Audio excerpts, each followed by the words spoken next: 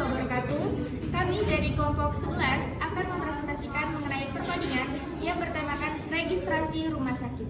Perkenalkan, nama saya Nur Laila Komaria dengan NIM 02. Di sebelah kanan saya ada Perkenalkan, nama saya Rani Ardiani dengan NIM 20. dan di sebelah kiri saya. Perkenalkan, saya Julfanti Ajida Putri dengan NIM 05. Berikut adalah presentasi kami.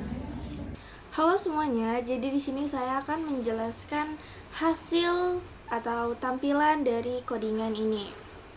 Untuk menampilkan hasil dari codingan ini, kita bisa klik run F5.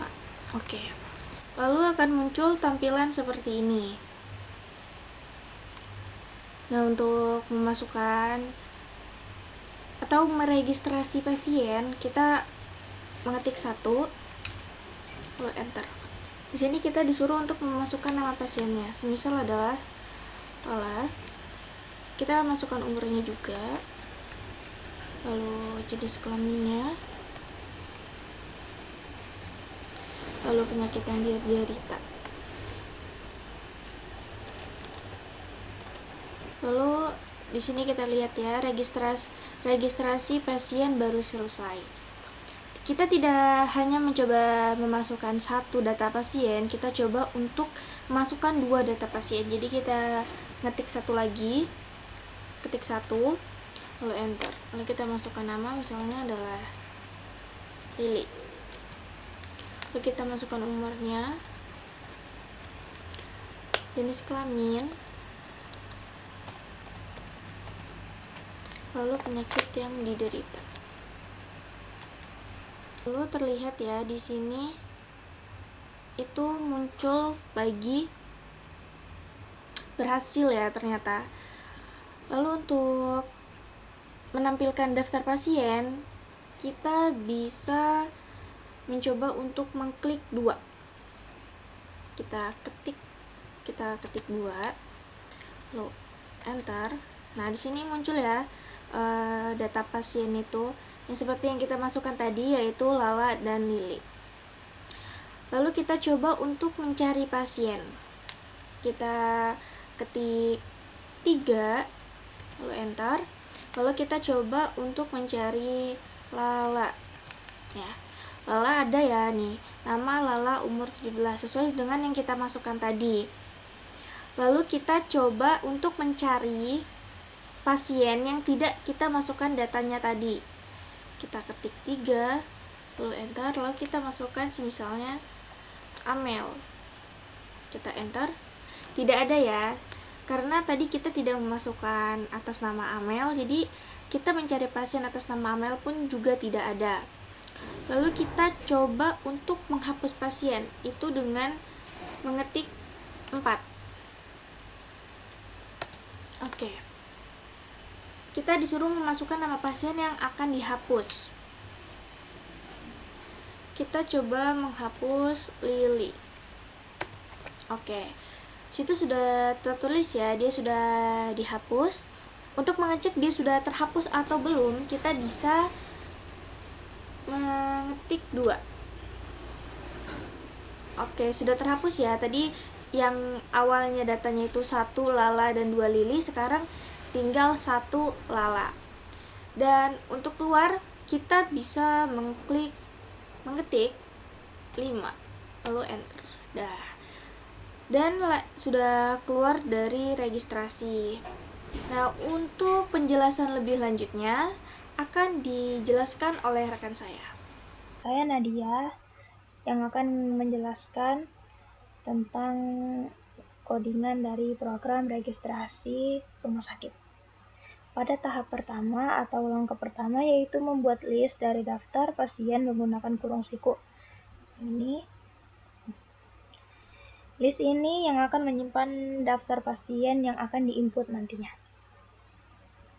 Untuk tampilan awal pada program registrasi rumah sakit yaitu selamat datang di aplikasi resepsionis rumah sakit. Dengan menggunakan print di sini. Print digunakan untuk mencetak atau menampilkan informasi ke konsol atau output standar. Print ini adalah fungsi bawaan yang paling umum digunakan dalam bahasa Python. Selanjutnya ada while true. While true dalam Python digunakan untuk membuat loop yang berjalan dalam kondisi yang diberikan selalu bernilai true.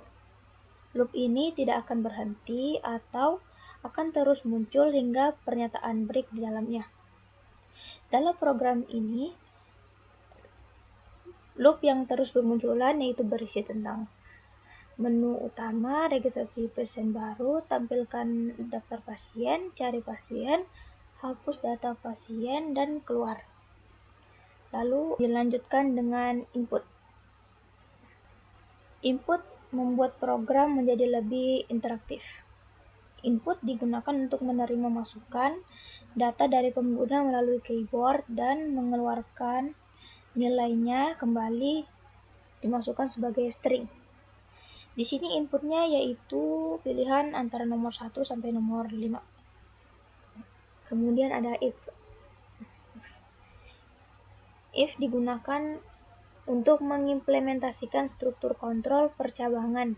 Ini memungkinkan program untuk melakukan suatu tindakan berdasarkan kondisi yang ditentukan. Pada program ini, jika memilih menu 1 atau nomor 1, maka menu yang akan muncul yaitu yang ini, nomor 1, registrasi pasien baru. Kan muncul di sini. Lalu selanjutnya akan ada penginputan data berupa nama pasien, umur pasien, jenis kelamin pasien, dan juga penyakit yang diderita. Kemudian data yang diinput tadi akan dimasukkan ke dalam list menggunakan yang namanya append. Append digunakan untuk menambahkan elemen atau data ke dalam list yang kita buat pada awal program, itu yang ini. Kemudian setelah data berhasil disimpan atau dimasuk ke dalam list, selanjutnya yaitu registrasi pasien baru berhasil. Ini. Lalu ada elif. Elif digunakan dalam struktur percabangan untuk menambahkan kondisi tambahan setelah kondisi utama if. Jika pilihan menu 2, program akan menampilkan daftar pasien. Namun jika langsung memilih menu kedua tanpa menginput data masuk ke dalam list pada menu pertama, atau tertulis if not, daftar pasien, yang artinya jika tidak ada data pada list daftar pasien, maka tampilan yang akan muncul yaitu belum ada pasien yang terdaftar. Namun jika sudah ada list dalam pasien, maka program akan langsung menampilkan data yang ada. Lalu di sini ada else. Else digunakan setelah if dan elif, dan digunakan jika kondisi sebelumnya tidak terpenuhi. Lalu ada index. Indeks merujuk pada posisi relatif suatu elemen dalam urutan data tertentu. Indeks digunakan untuk memberikan nomor urut pada setiap data atau setiap data dari pasien.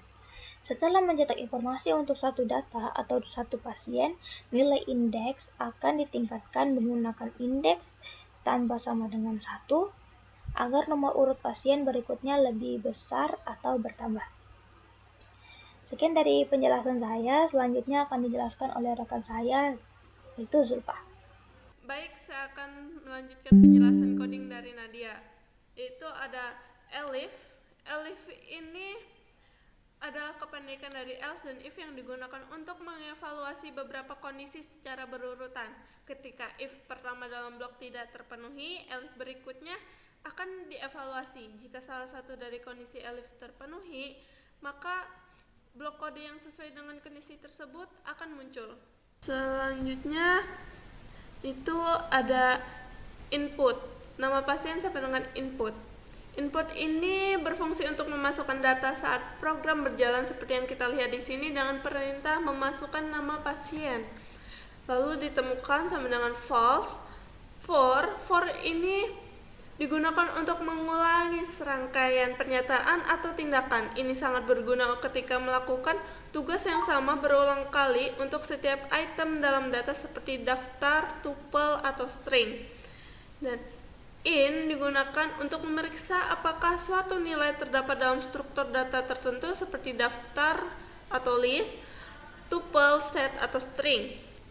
Dan yang ketiga ini ada if. If digunakan untuk membuat keputusan berdasarkan kondisi tertentu, dan seperti yang terlihat di sini, jika pasien terdaftar dalam daftar pasien, maka akan muncul data pasien. Kemudian jika pasien tidak terdaftar, maka akan muncul pasien tidak ditemukan.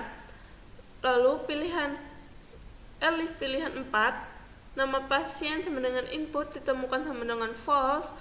For pasien in daftar pasien, jika ingin menghapus data pasien, maka silahkan memasukkan nama pasien, lalu data pasien akan berhasil terhapus. Jika tidak ditemukan dalam daftar pasien, maka akan muncul pasien tidak ditemukan. Selanjutnya ada elif pilihan 5.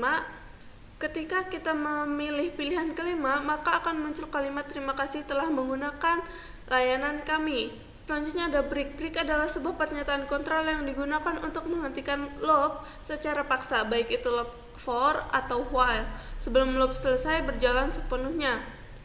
Dan else berfungsi untuk mengecek kondisi tertentu, dan terlihat kita menggunakan else jika pilihan tidak tersedia, maka akan muncul pilihan kata tidak valid. Silakan pilih menu yang tersedia dan akan muncul kembali pilihan menu. Sekian penjelasan dari saya. Saya kembalikan kepada moderator kita, yaitu Lala. Itu adalah hasil dari presentasi kami. Kurang dan lebihnya kami mohon maaf. Wassalamualaikum warahmatullahi wabarakatuh.